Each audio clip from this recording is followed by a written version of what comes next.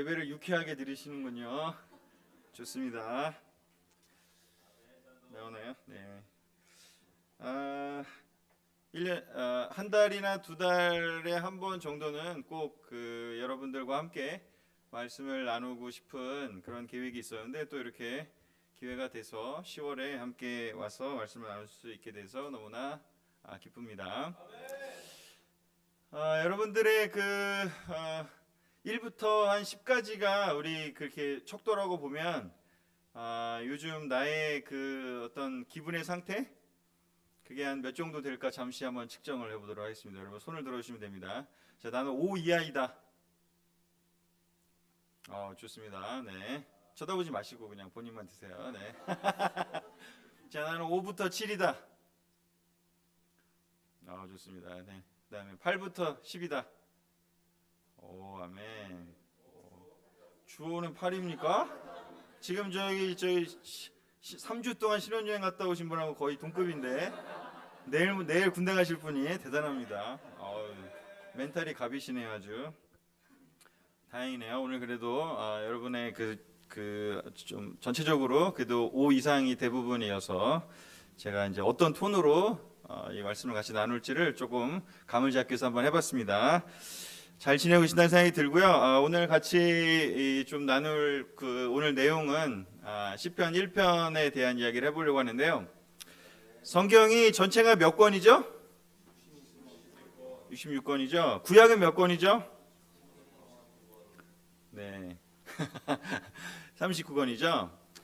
우리 이렇게 전체가 요즘 중간고사 기간인 것 같은데 이렇게 뭔가 이렇게 책을 한 권을 공부를 한다거나 아니면 뭐 이렇게 좀 긴 내용을 뭔가 이렇게 쭉 공부하고 나면 보통 이렇게 그거를 이렇게 요약해서 좀 핵심이 무엇이냐 뭐 이런 거를 이렇게 좀 정리하거나 찾거나 이런 거를 좀 우리가 좋아하기도 하고 또 사회에서 요구하기도 하고 그렇지 않을까요? 나중에 아마 모르겠어요. 제가 회사 다닐 때는 한 13년을 제가 회사 다녔는데 주로 보고서를 이렇게 넓게 이렇게 뭐 제출해야 되는 기획서라든가 이걸 내면 나중에 이제 최종 보고를 가면 꼭 시키는 게 있어요. 한 장으로 정리해서 갖고 오라고. 이만큼씩 해놨는데 그거를 하여튼 최종 VIP에게 보고를 할 때는 한 장으로 갖고 와라. 그리고 실제로 한 장에 들고 가잖아요. 그러면 딱 질문해요. 자, 한 문장으로 얘기를 해보라 그래요. 그게 이제 보통 이제 임원들이 이제 사장님들이나 뭐 회장님 이런 분들이 시간이 많지가 않으니까 항상 이렇게 뭐 엄청나게 큰 내용도 결국은 이렇게 축소해서 요약해서 하나로 얘기하라고 하는 그런 일들이 있는데 우리가 성경을 볼 때도 제가 오늘 시편 1편을 왜 선택을 했냐에 대한 설명을 좀 하는 거예요. 구약 성경을 전체적으로 했을 때 딱 주제가 되는 거를 하나를 찾으라 그러면 시편 1편을 줄 수가 있어요. 39편에 있는 긴 내용이 있다면 그것을 요약해서 그 중에서 한 장만 갖고 오라고 한다면 뭐 다른 걸 할 수도 있어요. 하지만 저의 판단은 또 뭐 어떤 분들의 판단은 시편 1편이라고 할 수 있고 또 달리 말하면 시편이라는 책 자체가 의미하는 게 좀 그런 거일 수도 있다. 성경에 많은 이렇게 이야기들이 있고 역사가 있고 뭐 법률이 있고 많은 것이 있는데요.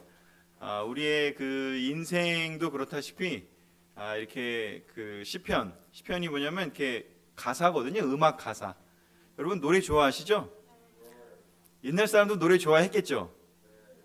그렇죠? 뭐 지금이나 옛날이나 긴 뭐 논설문, 설명문, 막 이렇게 긴 뭐 논문 이런 거 좋아하시나요? 그거 딱 아니잖아요. 보통 우리는 이렇게 노래로 또 이렇게 우리의 리듬을 타고 그 다음에 그 안에 이렇게 짧은 가사로 너무나 이렇게 놀라운 진리를 잘 담아내는 것들을 생각해 볼 수가 있는데 그게 바로 시편인 것이죠. 그래서 시편은 성경을 얘기할 때 이렇게 성경이 따로 시편만 따로 분리될 정도로 시편이 굉장히 중요한 책이고 그 시편은 다 노래로 돼 있는데 그 가사가 그것은 바로 이스라엘의 긴 역사, 구약 시간의 긴 역사를 어떻게 보면 요약을 해놓은 거라고 볼 수가 있습니다. 그래서 그 중에서도 1편은 이제 서론이기도 하고 주제이기도 하고 모든 게 담겨져 있기 때문에 제가 오늘 같이 보려고 합니다. 그리고 우리가 찬양 많이 하잖아요. 그 찬양도 예전의 찬양들은 다 시편을 근거로 해서 찬양을 불렀어요. 지난주에 그 좋은 소식이 하나 있었는데 우리나라가 자랑스러운, 아까 누가 얘기했었나 기억이 안 나지만 노벨 그죠? 문학상을 받았죠. 한강 씨라고. 그분이 쓴 그 책이 노벨 문학상을 받게 된 이유 중에 하나도 그 4.3 사건이나 아니면 5.18이라든가 이런 역사의 어두운 거를 굉장히 상징적으로 은유적으로 이렇게 문학적으로 그를 이렇게 표현을 해서 사람들에게 다양한 생각을 그 내용이 담겨져 있지만 다양한 생각을 할 수 있게 해줘서 됐다라고 하면서 제 아내가 너무 기뻐했어요. 전공이 또 그쪽이라 보니까 너무 기뻐하고 하여튼 그 얘기를 막 엄청 어저께 들었어요 제가. 그래서 그게 왜 상관이 아냐고 저한테 막 물어봐서 내가 어떻게 하냐고 그랬더니 이제 막 설명을 막 해줬어요. 그리고 저도 관련해서 좀 찾아보니까 이건 여담인데 한강 씨가 그 대중문화 가요 중에 그걸 감명을 받은 그 가사가 있대요. 혹시 본 적 있어요?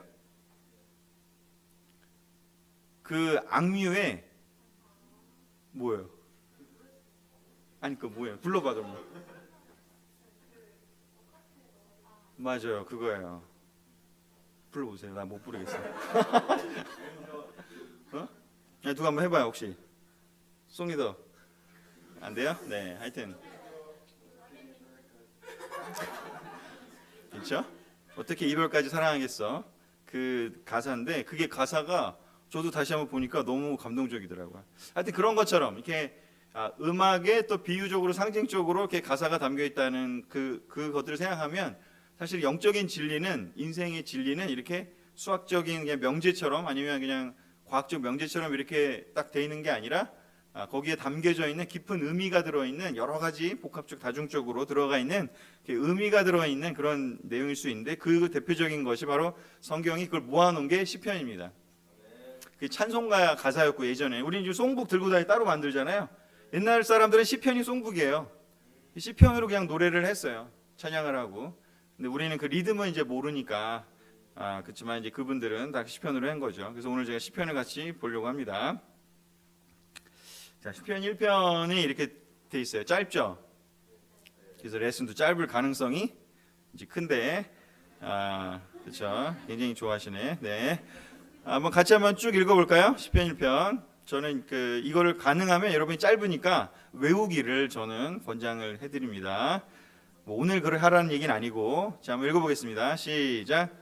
복 있는 사람은 악인의 꾀를 따르지 아니하며 죄인의 길에 서지 아니하며 오만한 자의 자리에 앉지 아니하며 오로지 주님의 율법을 즐거워하며 밤낮으로 율법을 묵상하는 사람이다. 그는 시냇가에 심은 나무가 철 따라 열매를 맺으며 그 잎이 시들지 아니함 같으니 하는 일마다 잘 될 것이다. 그러나 악인은 그렇지 않으니 한낮 바람에 흩날리는 쭉정이와 같다. 그러므로 악인은 심판받을 때에 몸을 가누지 못하며 죄인은 의인의 모임에 참여하지 못한다. 그렇다. 의인의 길은 주님께서 인정하시지만 악인의 길은 망할 것이다. 구약 성경을 요약한 책입니다. 구약 성경의 주제가 여기 농축되어 있습니다. 신약 성경은 또 이제 예수님에 대한 얘기가 나오기 때문에 이제 예수님에 대한 관련된 이야기로 어떻게 보면 이제 요약이 되겠지만 구약은 바로 이 시편에 나온 것처럼 이 복 있는 사람이 바로 누굴 것인가? 그래서 우리 아마 성경책 여기 펴보시면 여기 그 위에 소제목으로 뭐라고 되어 있냐면 참된 행복이라고 되어 있어요. 복 있는 사람이라는 주제일 수도 있고 또 참된 행복이란 무엇인가라는 주제일 수도 있습니다. 하나님이 사람을 만들었어요. 놀랍게도 긴 시간을 거쳐서 온 우주를 만드시고 여러 가지 그런 방법으로 그 최후에 만드신 게 바로 사람이잖아요. 사람을 만들어 놓으셨고 너무 예쁘다, 너무 아름답다, 너무 보기 좋았다라고 하셨어요. 여러분이 태어날 때 부모님과 많은 사람들이 느낀 것처럼. 근데 그렇게 사람들을 창조하신 이유가 뭘까? 얘네들 한번 저기 고생 좀 시켜볼까? 얘네들 뭔가 일 좀 시켜볼까? 뭐 그런 마음으로 만드셨을까요? 아니죠. 하나님이 사람을 창조하신 것을, 여러분들이 세상에 태어나게 하신 것은 여러분이 정말 아름답고 행복하고 너무 놀라운 복된 삶을 경험하게 해주기를 바란 거죠. 그리고 그거를 하나님과 함께 하기를 바라신 것이죠. 그런데 그 방법이 무엇인지를 사람들이 하나님한테 배워야 되는데, 왜냐하면 만든 분이 그 방법을 알잖아요. 우리가 어떻게 살아야 될지를. 근데 그 방법을 알려주기 위해서 하나님이 하신 게 바로 뭐냐?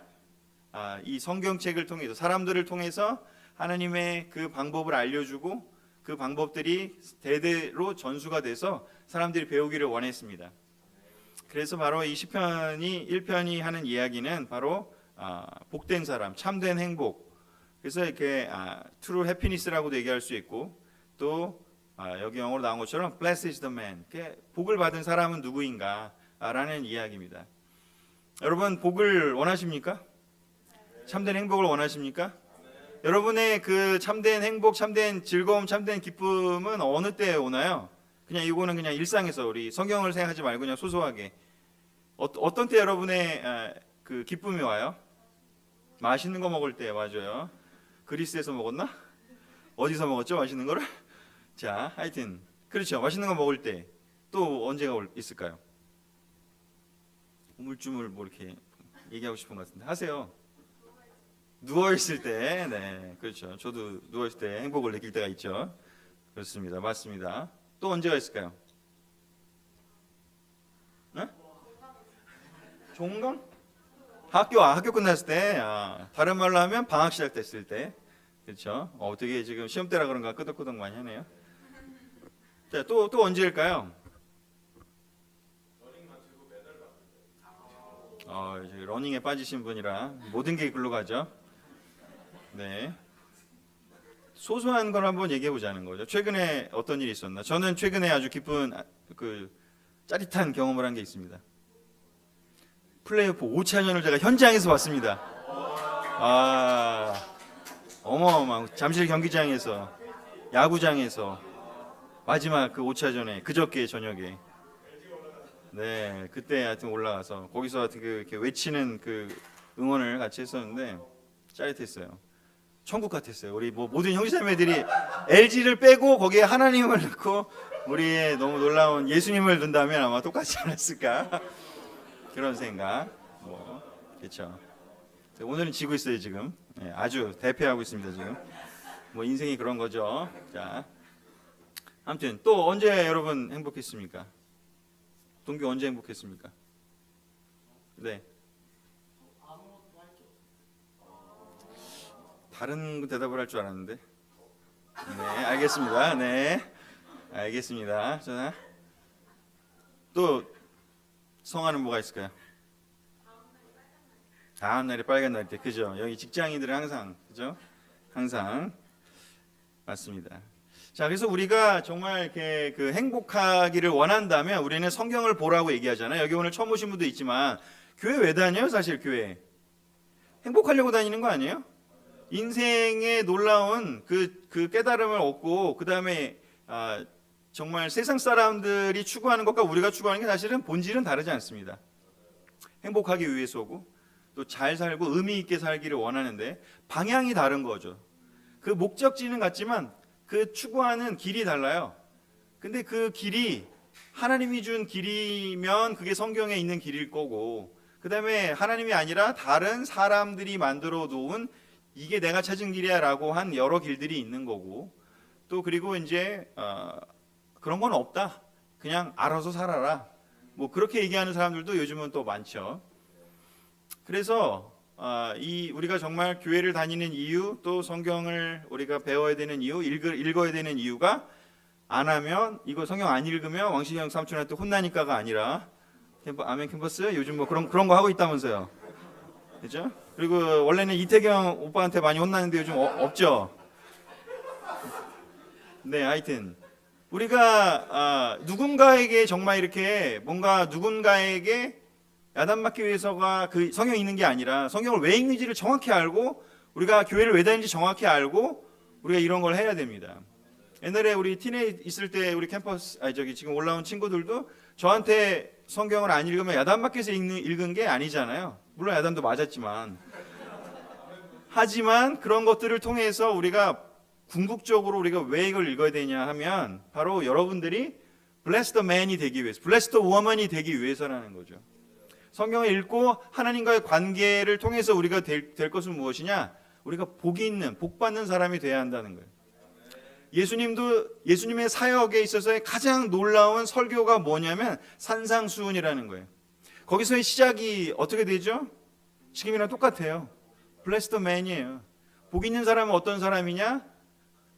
마음이 가난한 사람이다. 이렇게 나가면서 얘기를 하고 있어요. 사실은 똑같아요.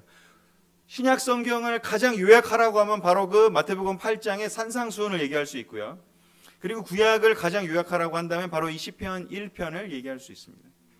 왜냐하면 그 모든 성경을 우리에게 하나님이 허락하신 이유는 우리를 그거를 읽어서 너무나 암기하라고 그러고 뭔가 이걸 막 외우라고 그러고 못하면 혼내려고가 아니라 정말 하나님이 우리에게 진짜 참된 복된 삶을 알려주기 위해서 이걸 썼다라는 거죠. 그래서 시편 전체의 주제이기도 하고 또 구약 성경의 주제이기도 하고 결과적으로는 신구약 전체의 주제이기도 합니다. 나중에 아마 산상수훈도 한번 여러분들이 잘 공부를 해보면 너무 좋을 것 같고요. 오늘은 제가 시편 1편으로 여러분과 함께 얘기를 나누도록 하겠습니다. 자, 여기 보면 제가 이제 사전에서 조사를 했습니다. 행복이란 게 뭘까를 사전에 검색을 해보니까 이렇게 나오더라고요. 불안감을 느끼지 않고 정신적으로 건강한 상태라고 얘기합니다. 불안감을 느끼지 않고 정신적으로 건강한 상태. 너무 좋지 않습니까? 누워있을 때 이런 느낌일 것 같은데, 그죠? 맞아요. 그러니까 행복할 것 같아. 불안감을 느끼지 않고 정신적으로 건강한 상태. 그래서 이런 상태가 되기를 우리는 모두 다 원합니다. 그러면 이거를 하기 위해서 구약 성경은 뭐라고 얘기를 하느냐를 그 뒤에 있는 구절들의 이제 내용이 나오는 거죠. 그래서 좀 그 뒤에 있는 내용이 여러분 충분히 궁금해지셨나요? 네, 이제 그럼 들어가도록 하겠습니다. 자, 그래서 한번 읽어보도록 하겠습니다. 우리 첫 번째로 복 있는 사람이 되기 위해서 우리가 해야 될 게 뭐냐? 여기 보면 시편 1편 1절에 보면 복 있는 사람은 악인의 꾀를 따르지 아니하며 죄인의 길에 서지 아니하며 오만한 자의 자리에 앉지 아니하며라고 나와 있습니다. 첫 번째는 뭘 해야 되는 것보다는 뭘 하지 말아야 된다고 얘기를 하고 있어요. 하지 않아야 될 게 있어요. 먼저 끊어야 돼요. 우리 성경 공부할 때 여러분 대부분 아마 느꼈을 것 같아요. 제자가 돼서 뭔가를 시작하기 전에 우리가 해야 될 게 있다면 뭐냐면 그동안 해왔던 것들을 회개하고 돌이키는 거예요. 그동안 해왔던 것들을 뭔가 멈추고 방향 전환을 해야 돼요. 그렇죠? 무슨 운동을 배우려고 해도 제일 어려운 게 뭐냐면 기존의 자기 자세가 이렇게 딱 잡혀 있는 사람은 새로운 걸 배우기가 너무 어렵다 그래요. 뭐 그게 테니스가 됐던 탁구가 됐던 농구가 됐건 뭐 배구가 됐건 뭐가 됐건 놀라운 자세를 놀라운 걸 배우기 위해서는 먼저 했던 걸 끊어내야 돼. 근데 그 끊어내야 될 게 뭐냐면 첫 번째 세 가지를 얘기하는데 악인의 꾀를 따르지 말아라. 여기 지금 제가 여러분들이 우리가 보는 새 번역이었고 그다음에 공동 번역이라 그래서 이게 카톨릭 성경이기도 하고 그 카톨릭 성경이기도 하고 그다음에 공동 번역이라는 표현도 쓰는데 거기서 뭐라고 돼 있냐면 악을 꾸미는 자리에 가지 않고 죄인들의 길을 거닐지 아니하며 조소하는 자들과 어울리지 아니하고라고 돼 있습니다. 악을 꾸미는 자리, 악한 생각을 같이 도모해서 뭘 하자는 자리에 들어가지 말라는 거 첫 번째고요. 두 번째는 죄인들의 길을 거니지 않는다고요. 죄인들의 길에 서지 않는다고요. 그래서 그것이 죄된 일이라면 그걸 하지 말아야 돼요. 세 번째는 오만한 자의 자리에 앉지 말라고 하는데 오만한 사람의 특징을 공동 번역은 뭐라고 표현하고 있냐면 조소한다라고 돼 있어요. 조소한다. 이렇게 뭐 미술에서 이렇게 깎는 조소 말고 여기 조소 무슨 뜻이죠? 그렇죠. 비웃는 거. 다른 말로 하면 좀 시니컬한 거, 냉소적인 거 있죠. 그런 사람들이 있어요? 혹시 주변에 느껴봤는지 모르겠습니다. 뭐 하자 그러면 그게 되겠어? 뭔가 시니컬하게 그리고 뭘 이렇게 얘기를 해도 뭐 인생이 뭐 다 그런 거지 하면서 막 다 알고 있는 것처럼 또 뭔가 영적이고 진리와 또 그다음에 놀라운 것들을 이렇게 마음에 있는 것들을 얘기를 하면 제가 저게 진짜 저게 진심을 다 해서 얘기하는 게 아니라 쟤는 저거 인생을 아직 덜 살아봐서 저래. 뭐 이런 식으로 뭔가 깎아내리고 비난하고, 근데 그런 마음 자세를 갖고 있으면 그게 오만하다고 얘기를 하는 거예요. 조소하고 빈정대고 시니컬한 그런 태도를 갖고 있으면 아무것도 할 수 없다는 거예요. 왜냐하면 그런 태도는 뭘 배울 수 있는 기본적인 자세가 아니기 때문이죠. 그래서 우리 마음속에 이런 마음들이 있는지를 한번 잘 생각해보고 일단 그것들을 끊어낼 필요가 있습니다. 전쟁에서 영적인 전쟁 같은 이 세상 삶이 아니겠습니까? 특별히 뭐 직장인들은 더 많이 느낄 거고, 그 다음에 뭐 캠퍼스도 이제 더 아마 팀 때보다 훨씬 더 많이 느끼죠. 요즘 제 아들이 지금 고3이라 아주 인생의 가장 쓴맛을 지금 보고 있는데, 지금 한 30일 남아가지고, 근데 이제 여러분들 입장에서는 그게 지금 제 아들의 입장에서는 그게 전부인 것 같고, 이것만 넘기면 진짜 행복할 것 같고, 이것만 넘기면 막 천국이 있을 것 같이 생각하고 있거든요 지금. 지난주에도 갑자기 와가지고서는 막 수능 끝나고 제가 뭘 하고 싶은지 막 얘기를 하는 거예요. 그래서 우리가 그건 나중에 생각하자, 지금은 공부를 해라, 제가 그렇게 얘기를 했는데 잘못한 거죠. 네, 하여튼 근데 그때는 그렇잖아요. 그것만 끝나면 파라다이스가 있을 것 같아요. 여기 캠퍼스도 지금 경험했지만 파라다이스가 잠깐이지만 다시 또 다른 시련이 있지 않습니까? 그죠? 수능 다 끝나고 직장을 구하면 또 너무나 파라다이스 같지만 다니면 어떻습니까? 힘들죠. 돈을 버는데도 힘듭니까? 돈 버는 게 힘들어요? 돈을 쓰는 건 좋죠. 그렇죠. 네. 그래서 우리가 이 영적인 전쟁은 끝이 나지 않습니다. 우리가 죽어야 끝이 나요. 왜냐하면 하나님은 그렇게 만들지 않았는데 사탄이 우리를 계속해서 공격하도록, 그리고 우리가 성경의 이야기는 바로 그 사탄의 꾀임에 하나님에게 대적하는 그 행위를 시작을 했다라는 의미에서 우리가 하나님으로부터 멀어졌기 때문에 이 영적인 싸움을 계속해야 할 수밖에 없다라고 얘기를 하고, 이 세상이 아니라 그 다음 차원의 세상에서 비로소 하나님이 처음 만드셨던 그 놀라운 새 창조가 다시 이루어질 거라고 얘기합니다. 그래서 우리 인생이 영적 전쟁 같아요. 근데 그 영적 전쟁에서 우리가 승리하기 위해서는 바로 이러한 하나님의 진리를 배워야 되는데, 여기 왜 첫 번째에 하지 말라고 얘기를 하냐면, 영적 전쟁에서 승리하지 못하는 그 이유가 바로 무엇인지, 첫 번째는요, 하나님의 뜻에 무관심하기 때문이라고 얘기를 할 수 있습니다. 냉소하는 사람들, 하나님에 대해서 냉소하는 사람들 너무 많죠. 하나님이 있긴 뭘 있어? 성경? 그거 저 고리타분한 거, 교회 가면 뭐해? 그날 일요일에 노는 게 낫지. 뭐 여러 가지로 그런 어떤 하나님의 뜻에 아예 무관심하고 무지하는 그런 태도들을 가진 사람들이 많습니다. 영원한 진리보다는 그냥 지금 당장에 눈앞에 보이는 것을 원하는 사람들이 세상의 대부분입니다. 두 번째는 뭐가 있을까요? 하나님의 뜻을 안다고 하더라도 그 아는 것에 우리가 순종하지 못하면 우리는 그 아는 것이 별 의미가 없겠죠. 그렇지 않습니까? 아는데 안 해봐요. 그럼 모르는 거랑 뭐가 달라요? 아는데 쓸 수 없어요. 모르는 게 뭐가 달라요? 통장에 1억이 있어요. 근데 안 써. 있는지도 몰라. 인출도 안 해. 그럼 막 이자만 계속 쌓이고 있어. 근데 죽을 때까지 안 써. 그럼 어떻게 돼요? 아무 의미 없잖아요. 차라리 없는 거랑 뭐 다를 바가 없잖아요. 그것처럼요. 그래서 우리는 왜 여기 성경에 이 얘기를 여기 해놨냐면, 첫 번째로 악인의 꾀를 따르지 아니하고 죄인의 길에 서지 않고 오만한 자의 자리에 앉지 말라고 얘기하는데, 그러기 위해서는 우리가 첫 번째로는요, 하나님의 뜻에 관심이 있어야 돼요. 그래서 우리가 성경을 읽어야 돼요. 성경 읽는 거는 여러분들을 막 괴롭히기 위해서가 아니라 여러분들이 정말 행복하게 살도록 도와주기 위해서인 거죠. 아주 탄탄하고 튼튼하고 흔들리지 않는 삶의 기초를 여러분들이 가지고 살아가기를 바라는 거예요. 왜냐하면 이 세상에 악한 꾀를 같이 함께 하자고 하는 사람들이 너무 많아요. 이 세상에 악한 꾀를 뿐만 아니라 또 오만하고 그런 조소하고 냉랭하게 그렇게 얘기하는 사람이 너무 많아요.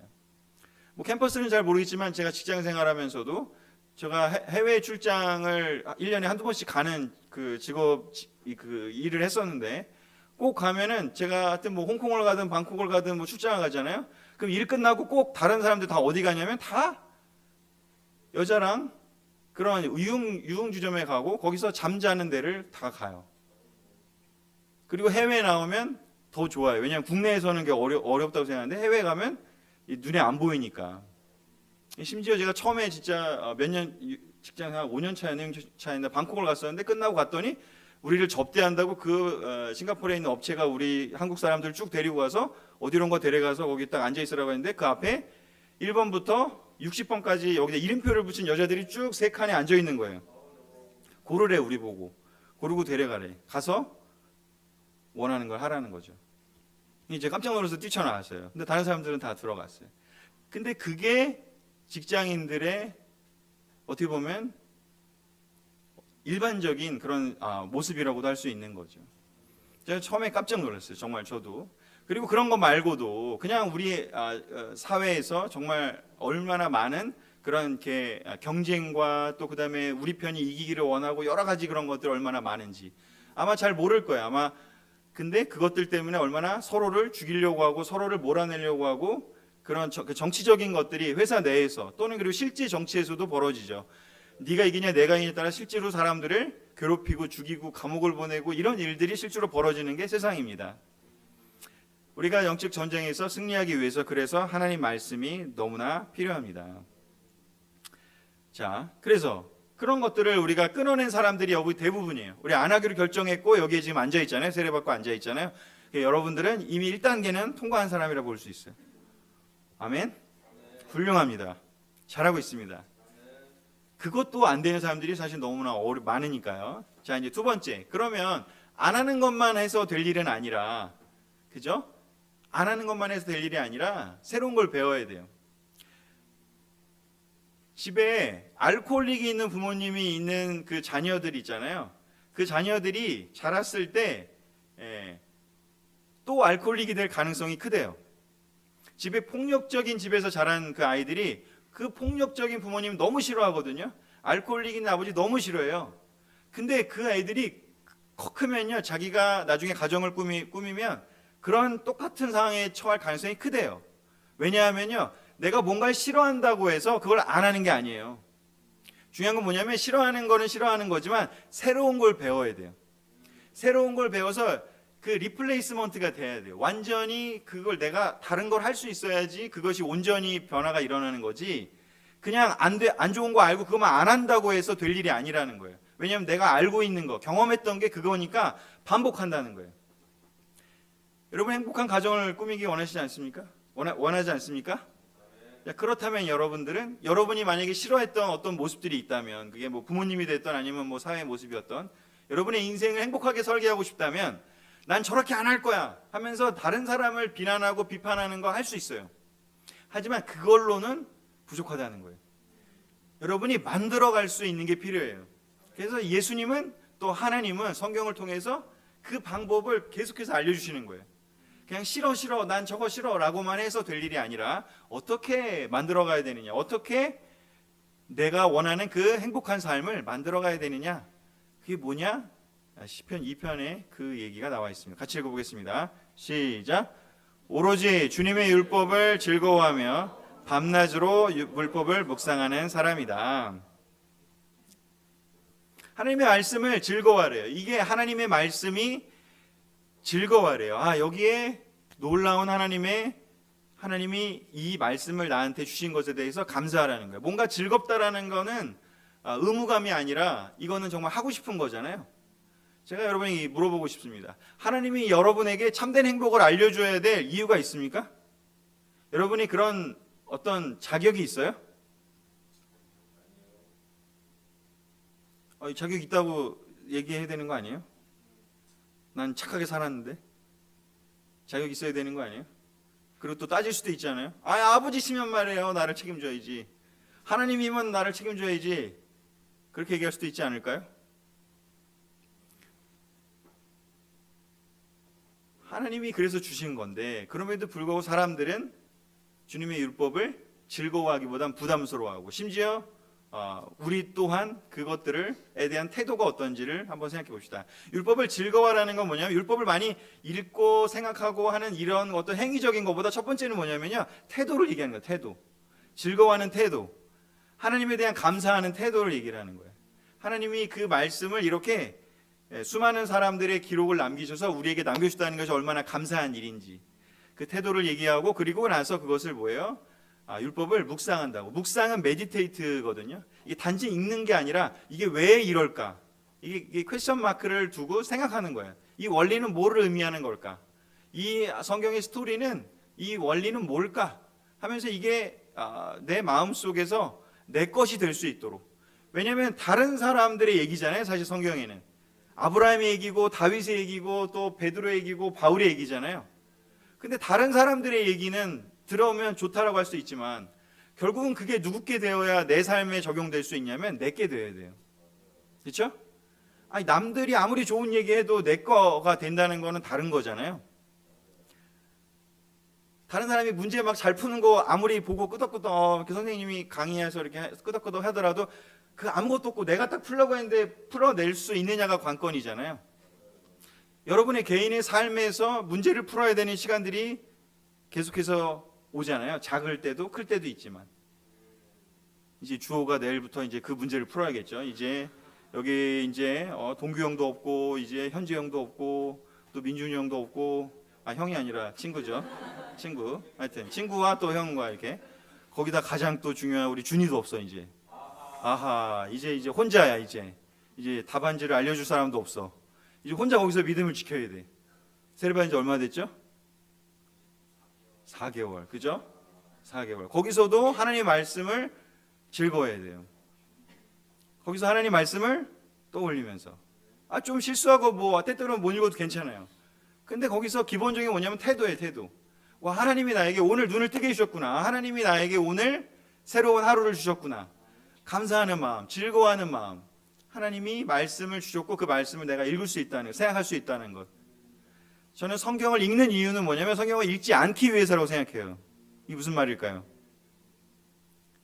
성경을 읽지 않고도 생각할 수 있을 때기 위해서 성경을 읽는 거라고요. 성경을 안 읽어도 생각할 수 있다면 잘 생각해 보세요. 옛날 사람들이 성경이 어디 있었겠어요? 왕이나 귀족이나 정말 교회에 좀 높으신 그 뭐 주교님이나 그런 높으신 인도자 외에는 성경 책을 들고 다닐 수가 없었어요. 사실은 수많은 초대교회 사람들이 성경이 책으로 들고 다니지 않았다고요. 머릿속에서 마음속에서 생각했다고요. 하나님의 원리가 무엇일까? 저는 성경을 열심히 읽는 이유는 성경을 갖고 다니지 않기 위해서라고 얘기하고 싶은 거예요. 성경이 없어도 하나님 말씀대로 살 수 있기 위해서 우리는 성경을 읽어야 돼요. 그렇다 보면 제가 저도 이제 크리스찬 돼서 군대를 갔잖아요. 군대 가서도 그동안 배웠던 1년 저는 좀 넘게 있다 군대를 갔지만 거기서 정말 불침번이라는 걸 쓰거든요. 이거 오늘 주어를 위한 레슨이 자꾸 되고 있는데 너무 저기 마음속에 담겨져서 내일 간다고 그러니까 더 짠해서 밤낮으로 하나님의 그 내용을 몰라도 그냥 즐거워하고 하나님을 찬양하고 하나님이 주신 그 하루를 감사할 수 있다면 군대에서 뭘 할 수 있겠어요? 하지만 거기서 감사할 수 있다면 마찬가지 직장인들도 만약에 그 하루에 있어서 회사에서 생활하는 동안 거기서 무슨 영적인 얼마나 많은 일을 할 수 있겠어요? 그냥 주어진 거 해야 되고 정신 없잖아요. 근데 우리의 기본 태도가 뭘까? 즐거워하는 태도가 필요하다는 거죠. 감사할 수 있는 마음. 와우, 내가 오늘 하나님이 나에게 오늘 하루를 주셨구나. 오늘 하루가 없을 수도 있잖아요. 사실은 오늘 눈을 못 뜰 수도 있잖아요.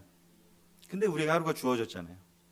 그래서 그 하루를 주고 우리가 그 하나님의 말씀을 생각하면서 하나님이 나에게 삶의 원리를 알려주신 그것을 내가 갖고 사는 그 사람이구나, 하나님의 은혜를 받은 사람이구나, 그것을 너무나 기뻐하고 감사하고 즐거워할 수 있다면 그 뒤에 있는 걸 할 수 있어요. 마음이 불안하지 않고 안정된 상태가 아까 행복이라 그랬잖아요. 즐거워한다는 게 무슨 막 이렇게 막 이렇게 막 진짜 막 흥분돼서 뛰어다니는 그런 즐거움이 아니라 정말 안정되고 불안하지 않고 평안한 상태. 그 즐거움, 감사하고 만족하고 그런 상태가 된다면 우리 비로소 묵상할 수 있어요. 만약 어려움이 오더라도 하나님이 왜 이런 시간을 주셨지? 이건 분명히 의미가 있을 거야. 이걸 통해서 나한테 배우러 간 게 있을 거야. 하나님 불가능한 게 없지. 근데 나한테 불가능해 보이는 어떤 일이 생겨. 그럼 그것을 나는 지금 어렵다고 생각하지만 그러면 내 힘이 아니라 하나님을 힘을 의지해야겠다. 하나님께 도움을 구해봐야겠구나 하면서 그게 묵상하는 거예요. 묵상하는 게 무슨 성경 구절 정확하게 막 이렇게 막 암기하고 이런 게 아니에요. 단순해요. 하나님이 어떤 분인지 여러분 아시잖아요. 아니 그냥 심플해요. 사실 어떤 면에서는. 근데 그 성경을 뭐 많이 읽는 게 중요한 게 아니라 거기에 있는 정말 그 핵심 원리는 여러분 이미 다 알고 있어요. 사실 성경 공부할 때 다 배웠어요. 그랬으니까 세례를 받았죠. 근데 그 원리를 여러분이 묵상할 수 있어야 돼요. 그리고 여러분의 삶에 적용할 수 있어야 돼요. 실제 삶에. 그래서 그거를 하는 사람은 어떤 사람이냐고 얘기를 하냐면 3절에 나옵니다. 그런 사람은 어떤 사람으로 비유해요. 이제 은유해요. 아까 제가 뭐 노래 가사 얘기도 했지만 이 비유가 정말 저는 중요하다고 생각이 들어요. 그런 사람은 어떻게 되느냐? 3절 같이 읽어보겠습니다. 시작.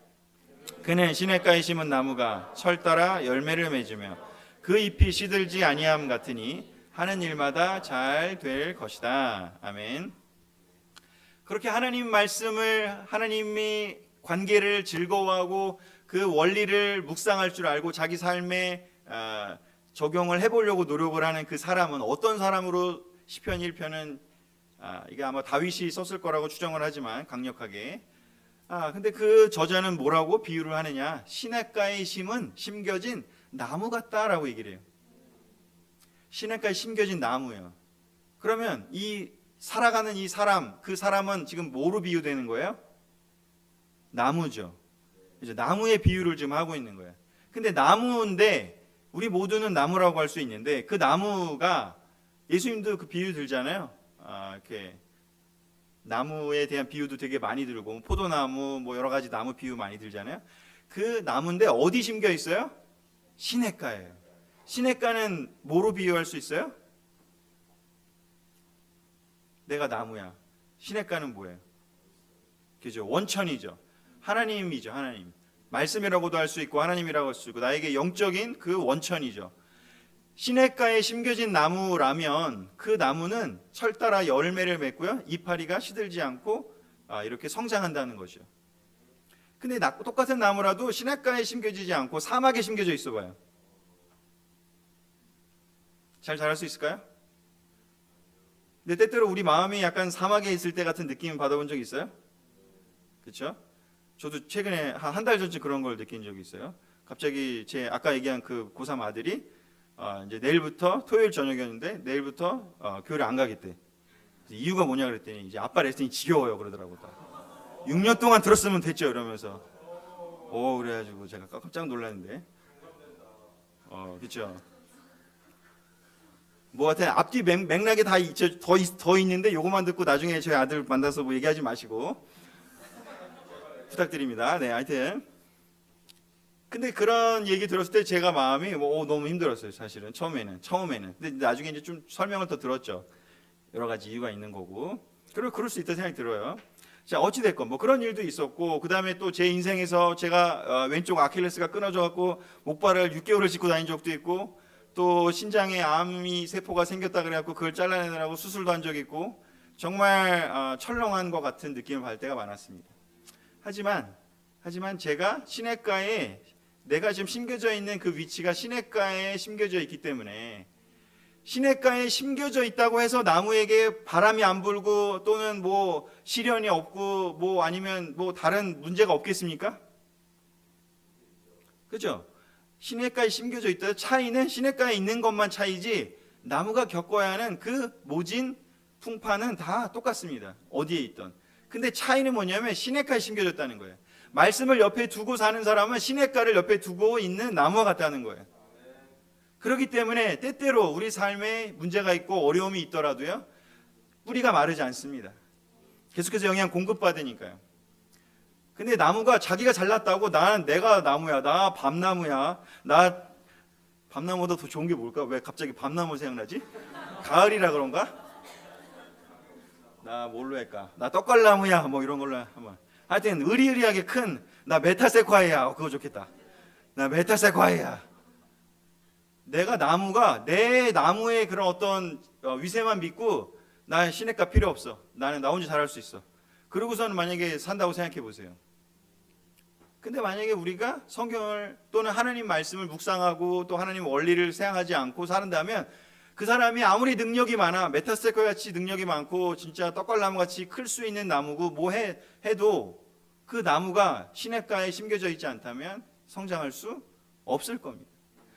아까 우리 동규 형제가 웰컴하면서 비슷한 얘기를 했어요. 우리의 힘으로는 한계가 있어요. 근데 우리의 힘도 물론 필요하죠. 쭉쭉 빨아 당겨야 되니까.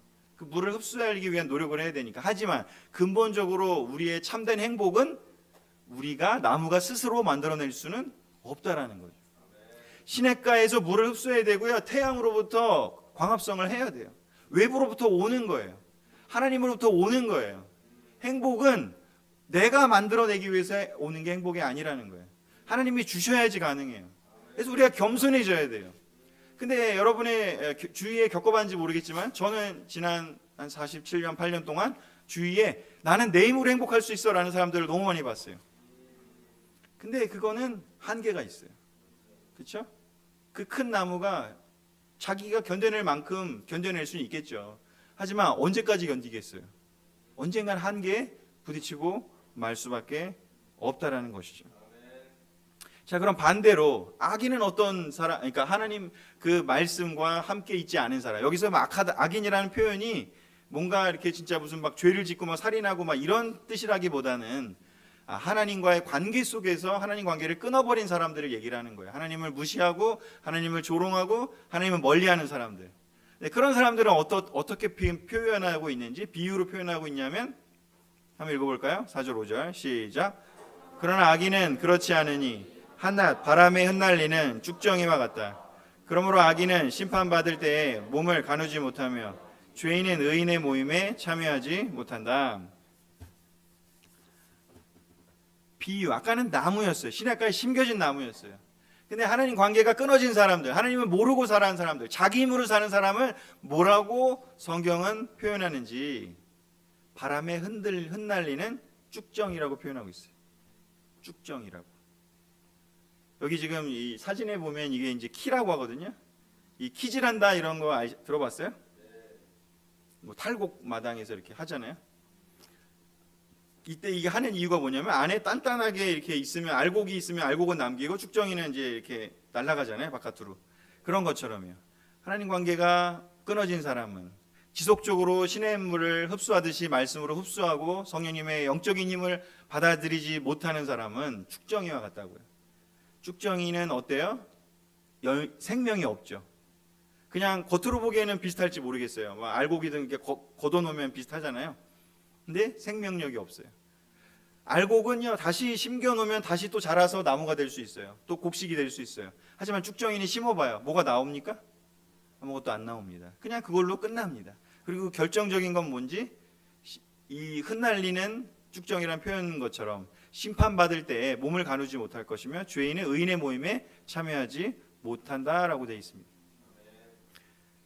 상황이 괜찮고 뭐 문제가 없을 때는요, 뭐 하나님 관계가 있는 사람이나 없는 사람이나 별 차이가 없어요. 근데 진짜로 하나님 관계가 이렇게 잘 연결되어 있고, 그리고 시냇가에 심은 나무같이 이렇게 시냇가의 물 그 수원지와 잘 연결되어 있는 그런 사람, 영적인 그런 관계를 잘 하나님과 맺어놓은 사람은요, 언제 그것들이 드러나는지 바로 이렇게 심판받을 때, 키즈라는 게 바로 심판을 받는 그런 상징이거든요. 아까 얘기한 것처럼 우리 인생에 어려움이 올 때, 내가 원하는 학점이 안 나와, 내가 원하는 직장을 못 가, 내가 원하는 뭔가가 이루어질 수 없어, 내가 원하는 사람에게 고백을 했는데 아니래, 뭐 내가 원하는 뭔가를 하고 싶은데 안 된대, 내가 원하는 집으로 이사를 가고 싶은데 안 된대, 뭐 내가 원하는 운동을 하고 싶은데 저처럼 발목에 인대가 끊어져 갖고 더 이상 뛰지도 못해. 진짜 못 뛰는 거 너무 힘들어요, 여러분. 그래서 요즘은 안 뛰고 할 수 있는 뭐 걷기나 다른 거 많이 하지만, 하여튼 뭔가 내가 어려움들이 올 때, 여러 가지 그런 것들을 했을 때 그때 어떻게 된다고요? 몸을 가누지 못할 거고, 그리고 의인의 모임에 참여하지 못하게 될 거라고 얘기합니다. 여기서 이 의인의 모임에 참여하지 못한단 말이 굉장히 중요한 말이에요. 이게 바로 천국과 지옥을 말하는 거예요. 천국은 뭐냐면 의인의 모임을 뜻해요. 하나님 말씀대로 살아가려는 사람, 아까 그 시냇가에 심은 나무 같은 사람들을 모아놓은 게 천국이에요. 제가 여기 뭐 우리 틴 때부터 온 사람들은 내가 이 얘기를 많이 했지만, 하나님이 막 가학성 있어가지고 니네 내 말 안 들었으니까는 막 불구덩이에서 한번 진짜 고생 좀 해봐, 이래갖고서는 막 지옥을 보낸다, 그런 개념이 아니에요. 원래 성경에 나오는 그 천국과 지옥이라는 말의 뜻은 천국은 바로 의인의 모임을 뜻하는 거예요. 의인이라는 것이 아까 무엇인지 제가 얘기했죠. 의인과 악인은 성경에서 얘기하는 의인과 악인은 우리가 얘기하는 그 도덕적 의인과 악인이 아니라고요. 하나님과 관계가 있는 사람을 의인이라고 표현하는 거고 하나님을 멀리하고 자기 마음대로 사는 사람들이 사탄의 뜻을 따라가는 사람들은 이제 악인이라고 얘기를 하는 건데 바로 그 의인들의 모임. 그래서 우리가 교회에 모이면 천국 같잖아요. 그렇죠? 그게 바로 주빌리 했을 때 천국 같았고 ICMC 갔을 때 천국 같았지 않았습니까? 그렇죠? 근데 정말 그런 전 세계에서 하나님을 사랑하는 사람들이 다 모여서 함께 산다고 생각해 봐요. 그게 천국이지 뭐 다른 게 천국이겠습니까? 근데 하나님의 뜻에 참여하지 않은 사람은 하나님이 그 사람을 존중해 줘서 그 사람이 원하지 않아. 하나님 관계를 원하지 않아. 근데 거기에 억지로 야 여기가 좋으니까 너 일로 와 해서 끌어들여서 거기 데려간다면 그 사람이 얼마나 힘들겠어요. 존중받지 못하는 거잖아요. 그래서 그 사람들 원하지 않는 사람들끼리 그 의인의 모임에 빠져서 그 사람들끼리 모이도록 해주는 것이죠. 그럼 그곳이 어떻게 되겠어요? 쭉정이들이 모인 곳이 되는 것이죠. 결국은 스스로 그 안에서 하나님이 없이 자기 마음대로 자기의 그런 주장을 하는 사람들, 기준을 갖고 사는 사람들이 모여서 산다고 생각해 봐요. 그러면 그곳이 어떻겠어요? 거기에 갈등이 없겠습니까? 거기에 아니 뭐 우리도 의인끼리도 모여도 갈등이 있는데 근데 우리는 하나님이 있으니까 해결이 되는 거지만 근데 그런 게 기준이 없어. 기준이 막 다른 사람들끼리 모여서 지낸다고 생각해 봐요. 그럼 그곳이 뭐겠어요? 그게 바로 지옥이 되는 거죠. 무슨 막 고통스러운 무슨 막 이런 물리적인 뭐 괴로움은 상징적인 거라고 볼 수 있고 실제로 하나님이 없는 곳이 바로 그렇게 의인의 모임에 들어가지 못한다고요. 예수님이 이것과 비슷한 이야기를 했습니다. 누가복음 22장 에서 얘기를 했는데요. 31절 32절에 베드로한테 얘기합니다. 시몬아 시몬아 보아라. 사탄이 밀처럼 너희를 체질하려고 너희를 손아귀에 넣기를 요구하였다. 그러나 나는 내 믿음이 꺾이지 않도록 너를 위하여 기도하였다. 내가 다시 돌아올 때에는 내 형제들을 굳세게 하여라. 그러니까 키질 이 시편 1편에서 얘기를 했죠. 예수님도 얘기를 합니다. 베드로한테 사탄이 키질하려고 한다고. 밀가부르도 할 거라고. 베드로한테 그 일이 벌어졌습니다. 그게 뭔지 예수님이 잡혀 돌아가시고 이제 다 흩어지고 혼자 남았어요. 그 여러 사람들이 너 예수님하고 한패네 이러면서 혼자 남아서 예수님을 부인하도록 했고요. 믿음이 사라지는 그 시간, 이제 외로운 혼자 남은 시간이 됐어요. 바로 사탄이 밀가부르 탈다고 할 때 베드로는 그 일을 겪었습니다. 모든 사람에게 바로 그런 일이 이렇게 쭉 이 심판의 날이 올 거예요. 의인이라고 해서 이런 심판의 날, 어려움의 날이 오지 않을 건 아닙니다. 하지만 그때 의인은 몸을 가누고 서 있을 거고요. 근데 심판의 날에 악인은 하나님과 관계가 제대로 되어 있지 않은 사람은 제대로 서 있지 못할 겁니다. 사탄이 우리를 까부르기 위해서 지금 엄청난 세상에 많은 일을 합니다. 많이 전쟁을 일으키고요. 서로가 서로를 공격하게 하고요. 내가 성공하게 해서 저 사람을 누르고 올라가게 하고요. 여러 가지 많은 일들을 벌이고 있습니다. 이제 이 커다란 차이점이 바로 이 시편 1편에서는 이야기하고 있는 겁니다. 시냇가에 심겨져 있는 나무가 될 것이냐 아니면 쭉정이 겨가 될 것이냐. 예, 엄청난 차이가 여기서부터 시작된다라고 얘기를 합니다. 우리 스스로가 놀라운 어떤 나무가 되는 것이 중요한 것이 아니라 시냇가에 심겨져 있는 나무가 되라고요. 여기 종류별로 되게 나무가 다양한 거고 사람들마다 다양하잖아요. 어떤 사람은 이걸 잘하고 어떤 사람은 저걸 잘하고 어떤 사람은 이런 성품 어떤 사람은 저런 성품. 그 나무는 종류가 다를지 모르지만 아름다운 다양한 종류의 나무들 또 아름다운 다양한 종류의 꽃들이 있지만 시냇가에 심겨져만 있다면 우리 모두는 아름다운 정원을 또 아름다운 그런 자연을 아름다운 그런 공간을 만들어낼 수 있을 겁니다. 근데 쭉정이라면 생명도 없고 정말 가치 있겠지만 언젠가는 바람에 날아갈 수밖에 없는 거죠. 그래서 그러기 위해서 우리가 무엇을 해야 되느냐? 바로 시냇가에 심겨진 나무처럼 말씀을 즐거워하고 그것을 묵상하고 메디테이트하고 내 삶에 적용할 수 있는 사람이 되는 것이 필요합니다. 자, 여기서 마지막 시편 1편 6절을 같이 읽어보겠습니다. 시작. 그렇다 의인의 길은 주님께서 인정하시지만 악인의 길은 망할 것이다. 복된 사람은 참된 행복을 누리는 사람은 바로 어떤 사람이냐? 주님께서 여기는 인정한다고 표현했는데요. 영어로 보면요. For the Lord guards the paths of the righteous. 하나님이 그 의로운 사람의 길을 보호하신대요. 가드해 주신대요. 지켜주신대요. 인정한다라는 한글 표현이 좀 이해가 안 된다면 이 바로 guard the path of the righteous 이거를 보면 좋을 것 같아요. 우리의 그 길을 이끌어 주신다고요. 때때로 우리 길이 이렇게 우린 다 직진이고 싶고 똑바르고 막 8차선 대로기를 원하잖아요. 그죠? 아니 나는 오솔길에다가 나는 자갈도 많고 막 이런 길 좋아해요. 막 이런 사람 있어요? 좋아할 수도 있지만 하지만 중요한 건 뭐예요? 그게 그렇게 8차로 대로든 아니면 때때 뭐 좁은 길이든 뭐가 됐든 어떤 길이든 그 길을 결국엔 지켜주신다고요. 그래서 흔들리지 않고 결국은 여러 가지 그 시련이 오고 뭐 하더라도요. 의인의 길은 끝까지 하나님께서 가드해 주실 겁니다. 그런데 the way of the wicked 악인의 길은 will perish. perish가 뭐예요? 소멸하는 거예요. 사라지는 거예요. 길이 나중에 없어질 거예요. 쭉정이는 아예 사라지잖아요. 생명력이 없으니까. 나무는 심겨지고 열매를 맺고 그 열매가 떨어져서 또 다시 한번 또 열매가 맺고 또 다른 나무가 생기지만 계속해서 이렇게 플러리시하지만 그지만 악인의 길은 쭉정이와 같은 삶의 길은 소멸할 수밖에 없다라는 거죠. 그래서 우리가 무엇을 해야 되느냐? 하나님의 말씀에 깊게 뿌리를 내리고 지속적으로 시냇가에 그 물을 흡수하듯이 말씀을 흡수하는 그런 삶을 사는 것을 권하고 있습니다. 그래서 시편의 앞으로 150여 편이나 되는 뒤에 남은 것들을 이제 이렇게 이 뒤에 있는 내용들을 읽으면 즉 성경 구약성의 성경을 읽으면 그런 사람이 될 수 있다. 그래서 읽어보라고 권하는 1편인 것이죠. 서론인 것이죠. 그래서 그 내용들을 가지고 오늘 살펴봤습니다. 여러분이 이 그림에 나온 것처럼 여러분 모든 한 명 한 명 여기 참여한 모든 한 분 한 분 방문하신 분 포함해서 여러분의 인생이 여러분의 삶이 이렇게 시냇가에 심겨져서 너무나 놀랍게 열매를 맺는 때를 따라 열매를 맺는 아름다운 그런 놀라운 나무가 되시기를 바라면서 말씀을 마치겠습니다.